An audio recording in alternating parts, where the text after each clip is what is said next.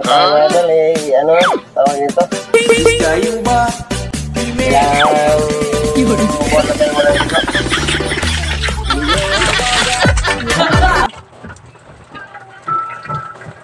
Shampoo tayo. Shampoohan natin yung kalbo natin. Mga lodi. So ayan, ang ating shampoo ay Silka Sick. Silka Sick yan, Silka Sick. Silka Sick. Yung ating shampoo. Silka Sick Sunsilk pala. Yan, yung ating buhok mga idol. Yan, no? Isang buhok natin, isang hibla, no? Mga dode. Yan.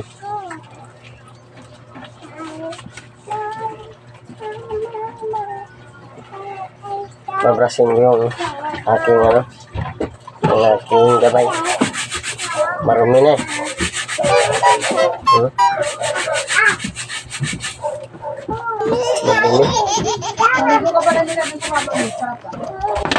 Madumi. Yan. Tingnan mo mga idol. Yan. Yan mga lode. Yan. Gabay ko kasi ito, tawag nito. Pag meron ka dito mga idol, pag may mga ganito ka, yan, ganyan, ibig sabihin, malapit ka sa Diyos. Nandyan lagi sa'yo ang Panginoon. Nakagabay sa'yo lagi ang Panginoon mga idol. So kailangan bumili kayo ng mga ganito mga lodi, para yung Panginoon lagi nasa sa'yo at kagabayan ka ng Panginoon. So ito yan mga lodi, kagabayan ka nito.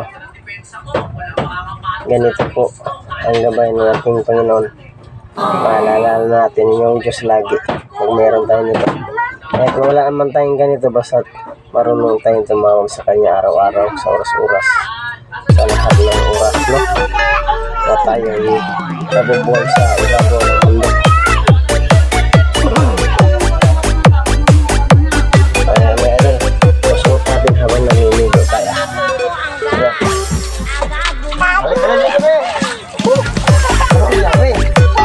Yummy. Sarap, ligo. Oh. Yummy. Sarap, ligo. Sarap, ligo. Dito ang sayaw. Dito ka lang sa dito. Ligo ka to. Sarap. Wala yung mawala yan.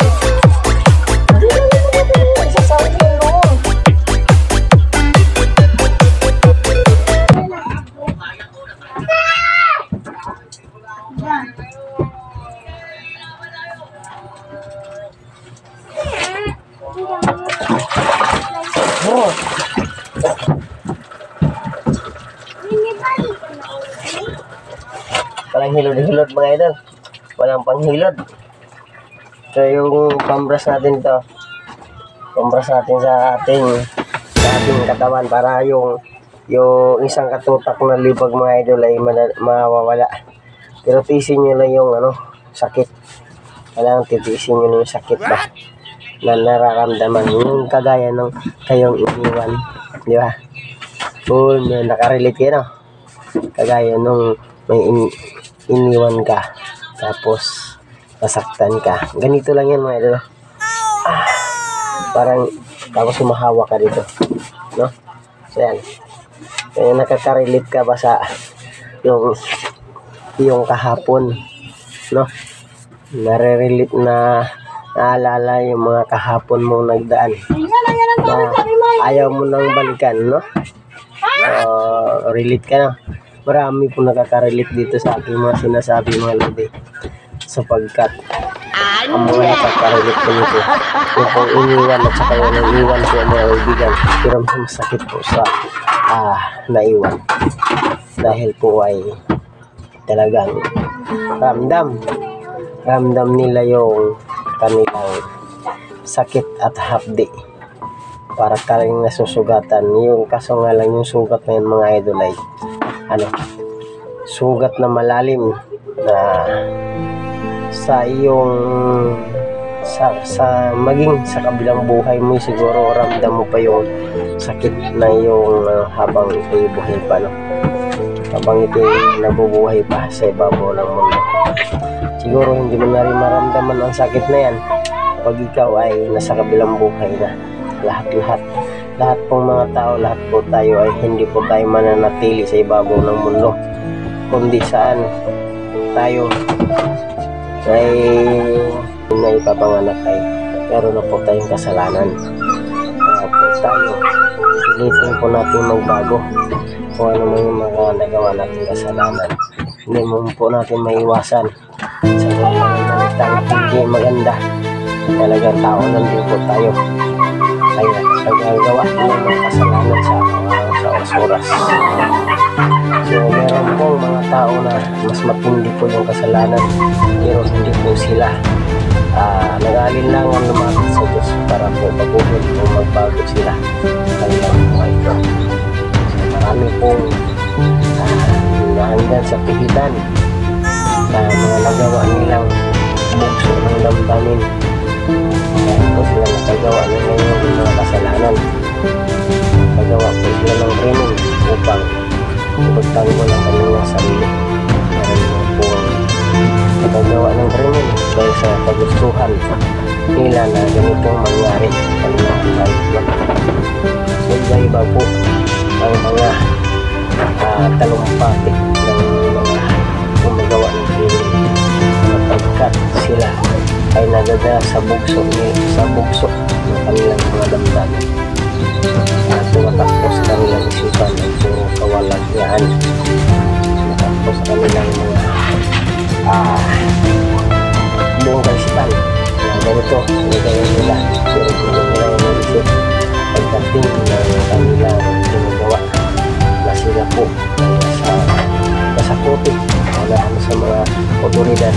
Doon na sila magsisisi sapagkat yung iba po ay langon na po sa droga, langon na po sa mga gawa. Talagang hindi na po nila kayang magbago at malagay man sila sa pipitan ay nawawala din ang kanilang i-diskarte. Ganon pansamantalang nawawala yung mga diskarte. Hindi ko natin po yung tuwag ng kapag po sila sa tulungan sapagkat yung mga kanilang nagawa. Mga idol, ito sa ating video ay bago na kayo sa kanyang mga gawain. Lumapit po tayo sa Panginoon, isuko po natin ang ating mga sarili upang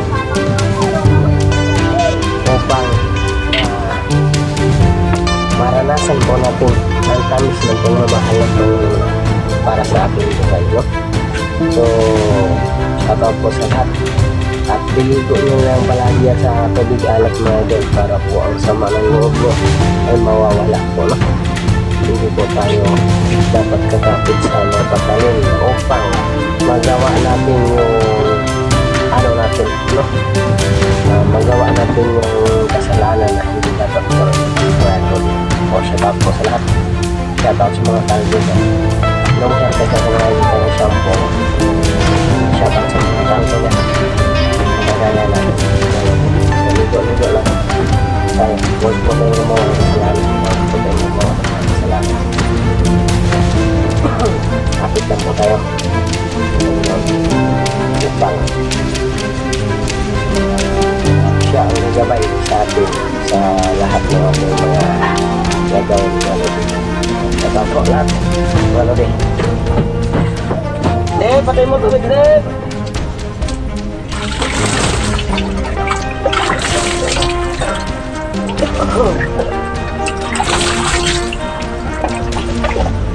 Sabon ito namin. Sabon tayo. Sabon. Ano pa?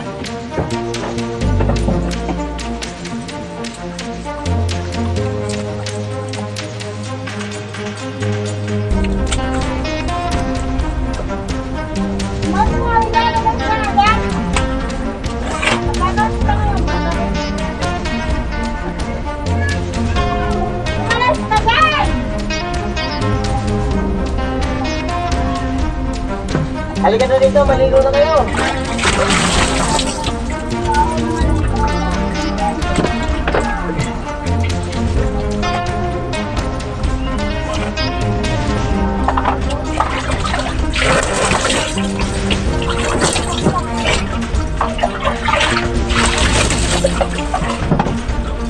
Oh, sarap maligo mga lodi.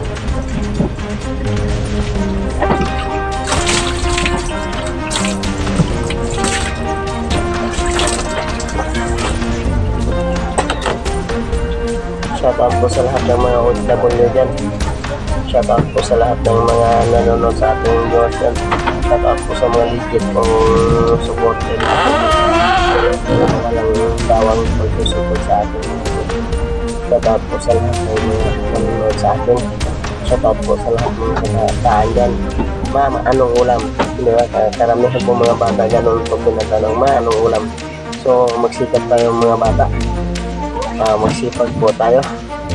Yung ating pag-aaral po ay pilihan po natin yung ating pag-aaral. Huwag po tayo umano sa mga masasamang gawain. So, yan. Ngunit yung bunso ko mga idol sa likod ko. Yan, nanonood din. Laging gusto nyo kasama sa vlog to mga idol. Yung naging bunso. Doon na. Tawagan mama.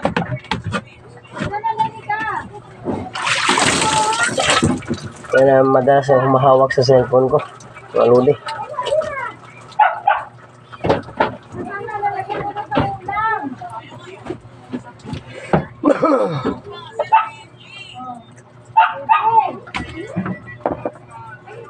Pagipatay ng tubig kuya.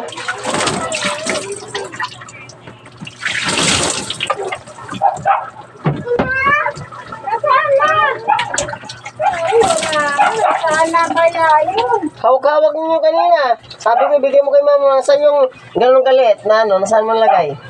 Saan mo nilagay? Yung ganon. Yung ganon ah. Dala-dala niyo. Nasaan yung ganon, bebe? Be. Nasaan yung be? Yung Norcab, be. Norcab yun. Nasaan, be? Shout out mga lodi.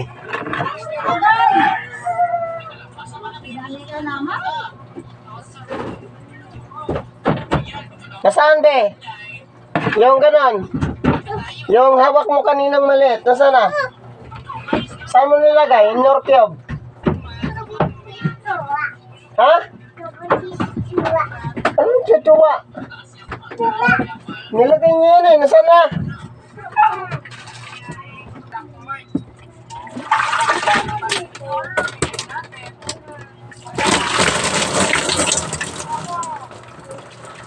Ben, nasa yung Norcab.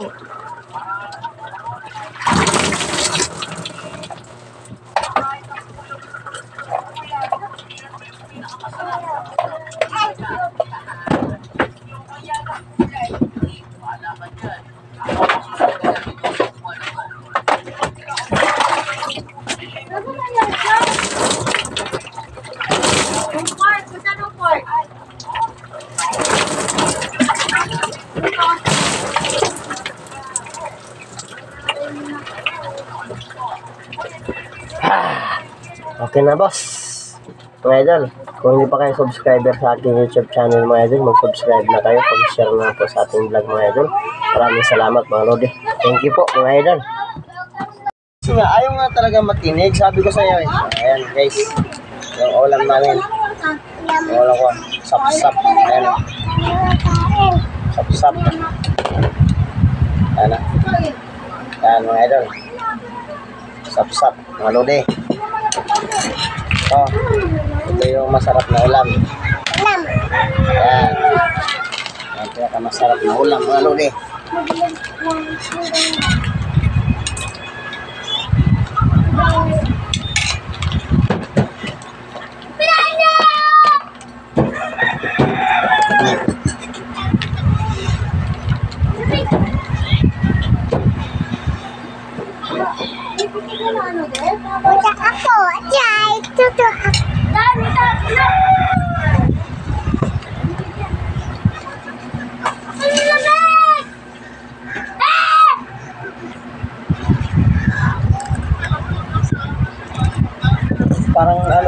ano na to ah.